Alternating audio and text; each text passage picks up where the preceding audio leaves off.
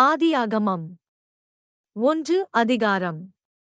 ஆதியிலே தேவன் வானத்தையும் பூமியையும் சிருஷ்டித்தார். பூமியானது ஒழுங்கின்மையும் வெறுமையுமாய் இருந்தது. ஆழத்தின்மேல் இருள் இருந்தது. தேவ ஆவியானவர் ஜலத்தின்மேல் அசைவாடிக் கொண்டிருந்தார். தேவன் வெளிச்சம் உண்டாகக் கடவது என்றார்.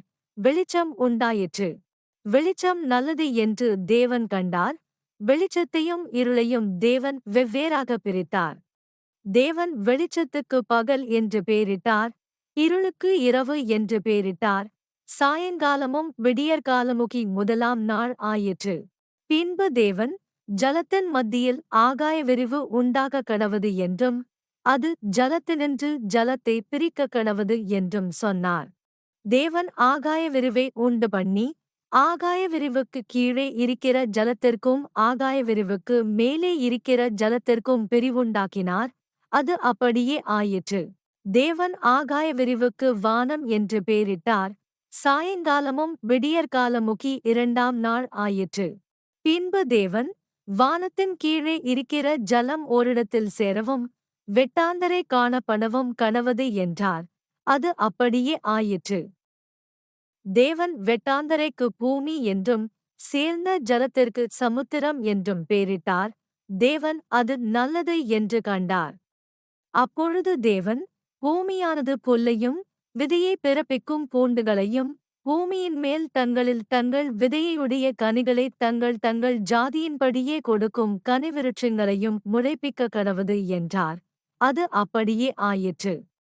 பூமியானது புல்லையும் தங்கள் தங்கள் ஜாதியின்படியே விதையை பிறப்பிக்கும் பூண்டுகளையும் தங்கள் தங்கள் ஜாதியின்படியே தங்களில் தங்கள் விதையுடைய கனிகளை கொடுக்கும் விருட்சங்களையும் முளைப்பித்தது. தேவன் அது நல்லது என்று கண்டார்.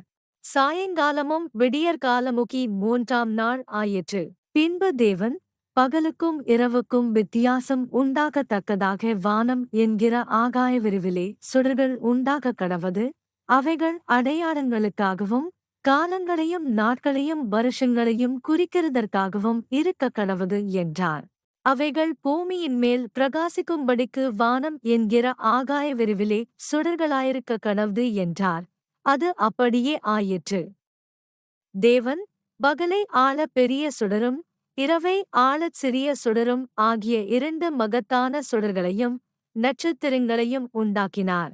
அவைகள் பூமியின் மேல் பிரகாசிக்கவும் பகலையும் இரவையும் ஆளவும் வெளிச்சத்துக்கும் இருளுக்கும் வித்தியாசம் உண்டாக்கவும் தேவன் அவைகளை வானம் என்கிற ஆகாய விரிவிலே வைத்தார். தேவன் அது நல்லது என்று கண்டார். சாயங்காலமும் விடியற்காலமுகி நாலாம் நாள் ஆயிற்று. பின்பு தேவன் நீந்தும் ஜீவஜந்துக்களையும் பூமியின் மேல் வானம் என்கிற ஆகாய விரிவிலே பறக்கும் பறவைகளையும் ஜலமானது திரளாய் ஜனிப்பிக்க கடவது என்றார்.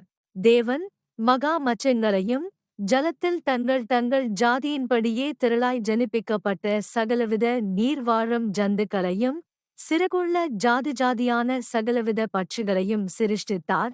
தேவன் அது நல்லது என்று கண்டார். தேவன் அவைகளை ஆசீர்வதித்து நீங்கள் பலுகி பெருகி சமுத்திர ஜலத்தை நிரப்புங்கள் என்றும் பறவைகள் பூமியில் பெருகக் கடவது என்றும் சொன்னார். சாயங்காலமும் விடியற்காலமுகி ஐந்தாம் நாள் ஆயிற்று. பின்பு தேவன் பூமியானது ஜாதி ஜாதியான ஜீவஜந்துக்களாகிய நாட்டு மிருகங்களையும் ஊரும் பிராணிகளையும் காட்டு மிருகங்களையும் ஜாதி ஜாதியாக பிறப்பிக்க கடவது என்றார். அது அப்படியே ஆயிற்று. தேவன் பூமியிலுள்ள ஜாதி ஜாதியான காட்டு மிருகங்களையும் ஜாதி ஜாதியான நாட்டு மிருகங்களையும் பூமியில் ஊரும் பிராணிகள் எல்லாவற்றையும் உண்டாக்கினார். தேவன் அது நல்லது என்று கண்டார். பின்பு தேவன் நமது சாயலாகவும் நமது ரூபத்தின்படியேயும் மனுஷனை உண்டாக்குவோமாக. அவர்கள் சமுத்திரத்தின் மச்சங்களையும் ஆகாயத்து பறவைகளையும் மிருக ஜீவன்களையும் பூமி அனைத்தையும் பூமியின் மேல் ஊறும் சகல பிராணிகளையும் ஆள கடவர்கள் என்றார். தேவன் தம்முடைய சாயலாக மனுஷனைச் சிருஷ்டித்தார். அவனை தேவ சாயலாகவே சிருஷ்டித்தார். ஆணும் பெண்ணுமாக அவர்களைச் சிருஷ்டித்தார். பின்பு தேவன் அவர்களை நோக்கி, நீங்கள் பலுகி பெருகி பூமியை நிரப்பி அதை கீழ்ப்படுத்தி சமுத்திரத்தின் மச்சங்களையும் ஆகாயத்து பறவைகளையும் பூமியின் மேல் நடமாடுகிற சகல ஜீவஜந்துக்களையும் ஆண்டு கொள்ளுங்கள் என்று சொல்லி தேவன் அவர்களை ஆசீர்வதித்தார். பின்னும் தேவன், இதோ, பூமியின் மேல் எங்கும் விதைதரும் சகலவித பூண்டுகளையும் விதைதரும் கனிமரங்களாகிய சகலவித விருட்சங்களையும் உங்களுக்கு கொடுத்தேன், அவைகள் உங்களுக்கு ஆகாரமாயிருக்க கடவது. பூமியில் உள்ள சகல மிருகஜீவன்களுக்கும் ஆகாயத்தில் உள்ள சகல பறவைகளுக்கும் பூமியின் மேல் ஊரும் பிராணிகள் எல்லாவற்றிற்கும் பசுமையான சகல பூண்டுகளையும் ஆகாரமாக கொடுத்தேன் என்றார். அது அப்படியே ஆயிற்று.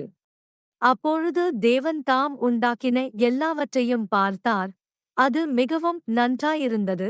சாயங்காலமும் விடியற்காலமுகி 6ஆம் நாள் ஆயிற்று.